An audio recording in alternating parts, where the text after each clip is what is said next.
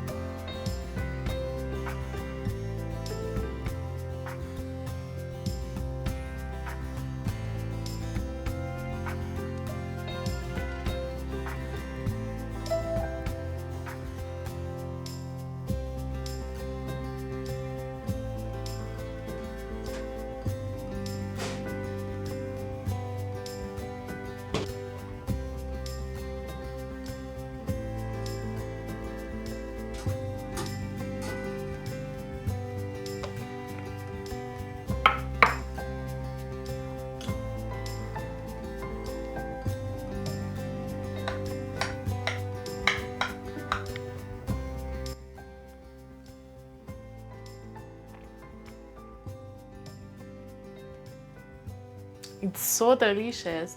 I hope you enjoyed this video and have fun.